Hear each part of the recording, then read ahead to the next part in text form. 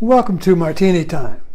The topic I'm working on tonight, accidentally, is the accidental way of life. Now, last night I talked on this topic, is God accidental? And I've been inquiring into this, writing on this, carrying on a conversation on my Facebook page all day. I live at home, so I'm a householder, although I might be a monk. But I do my household duties. I was just in helping my wife fix chili, and what's interesting was, all my life I've been searching for the perfect can opener, and I finally found one, and now the cans are coming with pop-up tops. Anyway, I digress. So, and that was accidental. So I've been inquiring into, I've been stirring up the mud, so to speak, about this question of accidents and why we like good accidents, but we don't like bad ones. You know, good accidents are, a miracle. Bad accidents are, why did this happen to me? You know, oh God, why me? You know. But is there any difference between an accident, a good accident, and a bad accident? We want one, we hate the other. So I continue to inquire into accidents, and I just thought of, when I wrote this title down, Forrest Gump. Now, Forrest Gump, and I think most people remember that movie. If not, you better watch it again. Is a movie about the accidental life, the surrendered life. Now, Forrest was able to pull this off as a character because he was kind of retarded. So everyone else, so he was different from other people in that sense. So he's very simple, very unassuming, no ego. So he didn't plan his life. It just happened to him. But if the movie was about him, his accidental life, always putting him at the right place at the right time. Now, see, there's the idea here. We plan our life so we'll be at the right place at the right time, and we're always complaining and worrying. Oh, somebody had an accident. Oh, he was at the wrong place at the wrong time. Too bad. But I plan my life so I'll be at the right place at the right time. See the problem with that? You can't plan to be at the right place you can plan to be at the right place at the right time, but accidents are going to happen.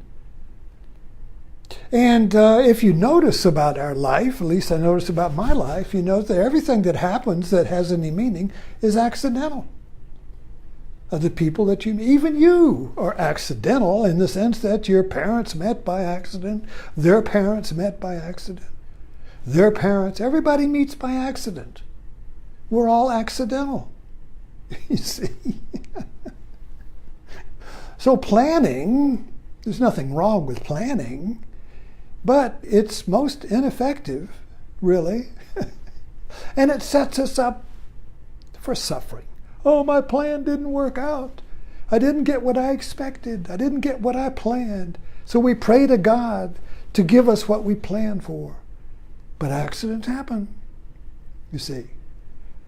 So there's something going on here, you see. Now, Forrest Gump the movie was a metaphor, a spiritual parable.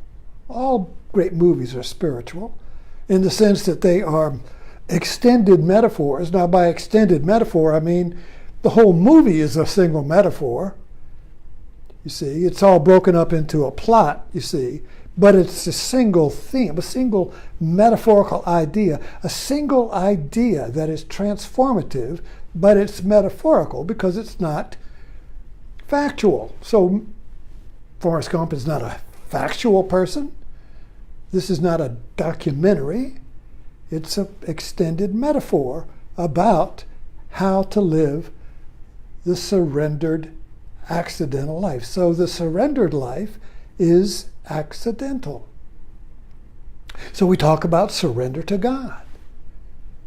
Well, what is that? To surrender to some heavenly plan?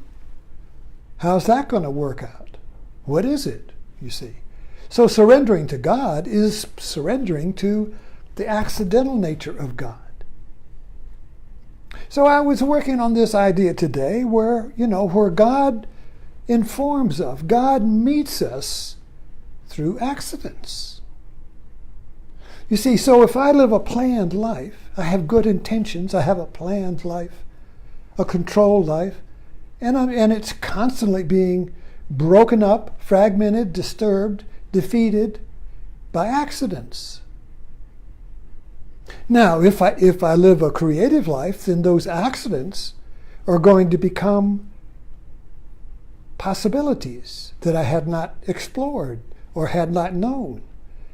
All artists know this, that it's the inventors too, it's the accident that creates the discovery. It's recorded well. Louis Pasteur. He accidentally left some bacteria out. He was trying to discover a cure for smallpox or chicken pox or some pox. But he left by accident, he left the bacteria out, and he discovered when he used it a year later that it inoculated the cows or the animals from the pox. And he went, Eureka! They've been vaccinated. By accident, he discovered vaccination. And it goes on like that. All great discoveries are accidental. All great relationships are accidental, you see. So why not question and inquire into how I live? Am I living a life that is open to the accident? Or am I living a planned life that is closed to the accident? So if you are getting ready to prepare your house for a party, and everything is just so controlled, and you are expecting everybody to come and say, oh, what a beautiful place. Oh, it's so perfect, you see. And the dog poops on the floor, and you step in it. And the people are coming. What do? Is that an accident? You see? Or is that a way God is telling you? And there again, you're assuming God has a plan. But just say that that is a way for you to realize that you're living a controlled life. So, in other words, the accident teaches us humility, first of all, and it teaches us to relax. Shit happens. I think that was in Forrest Gump. Shit happens. So this whole living the relaxed life is living a surrendered life, and that's being surrendered to the accidental, you see, because there is no such thing as a plan without an accident. Because a plan tries to fix reality, but reality is unfixable because it is changing. This is a Buddhist idea. Reality is impermanent, which means it's changing. But it's not changing like you would reshuffle the same cards. It's creating new cards that were never thought of before. So reality is creating not a reshuffling of old things, but a creation of new things that never existed before, and yet everything exists before. So there's a paradox here in that reality has a memory. So when ducks are born, they look like the parent ducks. That's a memory. So nature has a memory.